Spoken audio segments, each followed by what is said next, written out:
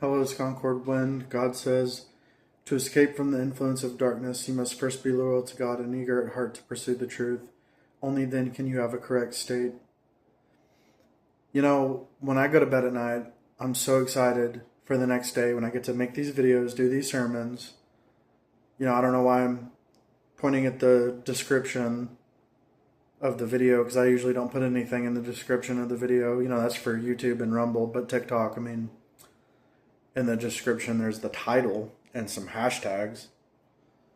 But anyways, I look forward to making these videos and making music. It's something I'm very eager to do, and I'm very eager to see every arrangement of God as an arrangement of God instead of just, human happenstance or whatever, like human arrangements. Very eager to experience God's sovereignty, very eager to what's the word? Like break everything down through the lens of the truth, like understand everything on the foundation of the truth. Living in a correct state is the prerequisite for escaping from the influence of darkness. Not having a correct state is not being loyal to God and not being eager at heart to seek the truth. And escaping from the influence of darkness is out of the question. My words are the basis of man's escape from dark influences, and people who cannot practice in accordance with my words will not be able to escape from the bonds of the influence of darkness.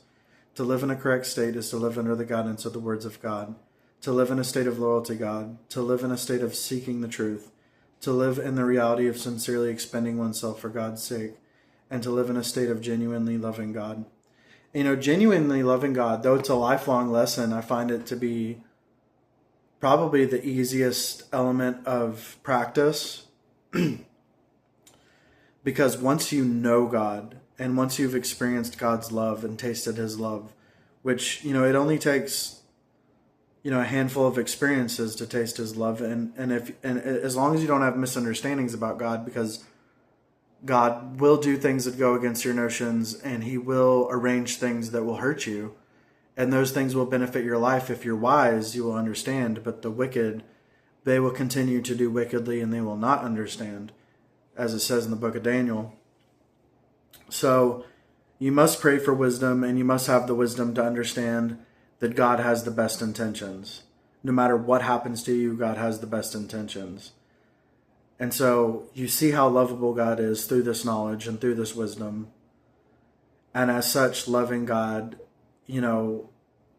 that's the foundation. Loving God is the foundation. Once you love God, you'll want to work for him. You'll want to repay his love. You'll want to expend selflessly for him with asking nothing in return.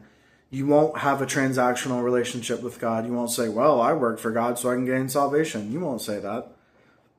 You'll say, I work for God because I want to.